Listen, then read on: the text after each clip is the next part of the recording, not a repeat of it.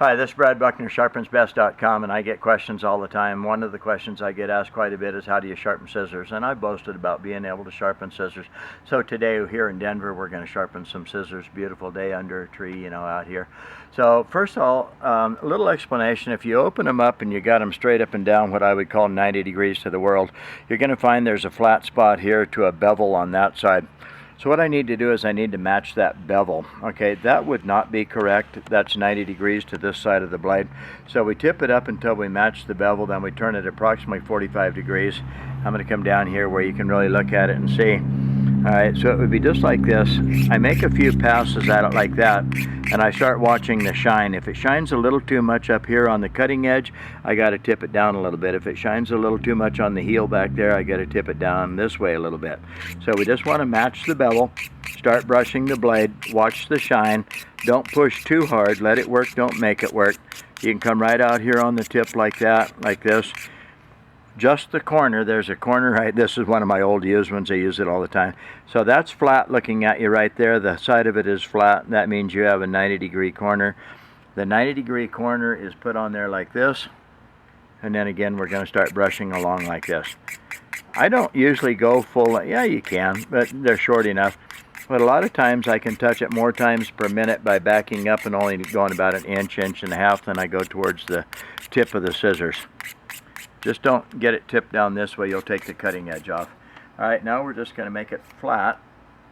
Okay, that would not be correct, it's lifted up in the back. That would not be correct. Flat is actually where the two surfaces are parallel. Alright, the surface of the sharpener and the surface here on the scissors. So it's flat, it's parallel, whatever you want to call it. And then we're just going to brush along like this. Then we're going to run out here again. Like that, this, that. Now we don't have any burrs there, we don't have it. Oh my gosh, that is sharp. That really bites. Okay, so now we're just going to tip it over and run along like this. I just got back from Las Vegas, so I'm still wearing my shorts and my tank top. I was down there, I don't know, 4 days. It was 114 degrees. And you might go, 114 will tell you the truth. I like 114 degrees. A couple reasons. One, I can get out of it anytime I want to. I just go in a casino. I don't have to be out there. So it does make it a little bit better, and it just feels good. The older the body, the more it likes heat. So let's go back to our scissors here. So just like this. I'm pressing about probably 3 to 4 ounces of pressure.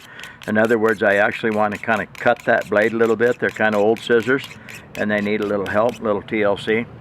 So now we make it parallel across there like this. That would be wrong. That would be wrong. Flat, parallel, just like this. Okay, now we're going to do it again for just a second. And now we're going to take the burr off the back. Now we're going to brush it a couple, 3 times like this. Now real light, back and forth, make sure it's flat. Don't tip it up, that's not right. Just like this, I've done it so many times it's easy for me to get it flat. Okay, oh, that bites like crazy. Okay, by the way, this is probably my most favorite sharpener. It's pocketable, it's small, it's lightweight, inexpensive. It's a 4-in-1 tool. I've got an all-purpose sharpener right here. I can reshape kitchen knives with it there. I do have a bottle opener here, and then of course hunting, hiking, camping, fishing, survival, stuff like that. Unscrew the black from the red, turn it around, hold the red in your right hand, and there's your fire starter. A little bit of hand sanitizer, a little bit of kindling. Make your own kindling if you want to. That sharp corner there, you're going to take and put a limb on your hand, get on top of the limb, push the limb against your hand, rip the little feathered shavings off of there, little pigtail curlings, and then a little more kindling, hand sanitizer, spark. There you go, there's your fire. Okay, so let's see. This is really thin paper. This should probably bend, and it will if the scissors aren't sharp, but I'm telling you right now, those scissors are sharp. Okay, now let's catch this little piece. It has more of a chance of bending that little piece if they're not sharp. And back here, out there, doesn't make any difference where I go. Those are sharp, that's success. Let's do one more pair. Okay, these are old scissors, been around for a long time. See how they don't bite? My thumb just goes right across that and it just slides right off there. They don't bite. Why? Because they're old and they're used. You can only cut paper around 200 times and you'll really take that real fine edge off of there. So it doesn't bite. It's not biting at all. Slide it right off there. So let's hurry. All right. And let's back up for just a second again. See how that just slides right off my thumbnail? Now watch this. I'm in a hurry. I'm going to do it in what I call real time.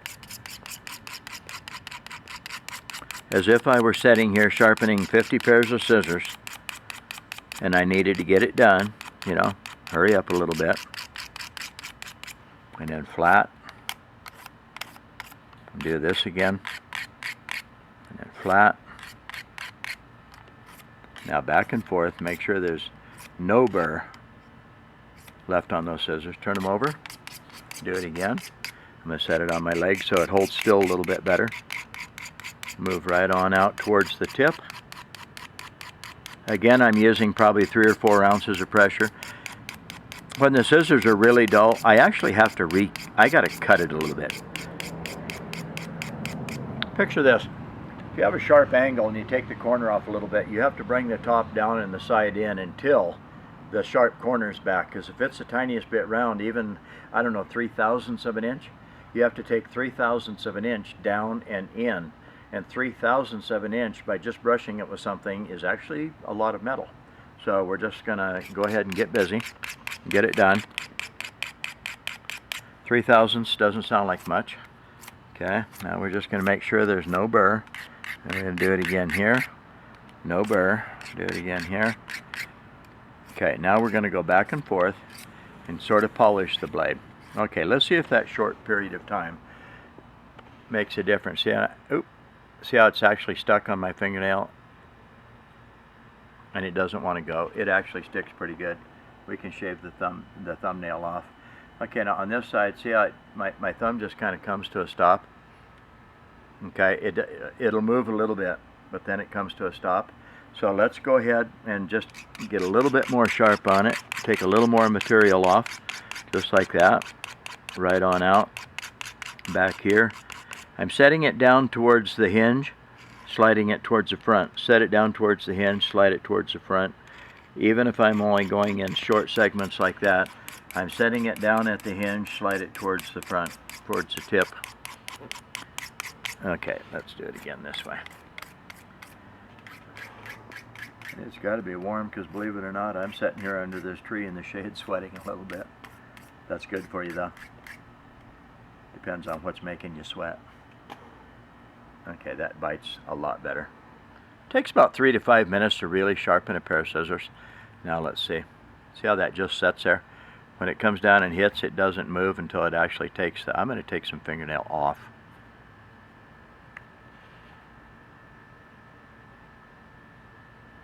Okay, you can see, I think, that's really pretty sharp. Sharpening a pair of scissors is important. Why? Let's say you got a $20 pair of scissors. When they don't cut anymore, what do? Then you probably put them in the drawer. You didn't throw them away. You still have them. They're still there. Your $20 investment is still right there. Okay, learn to sharpen them.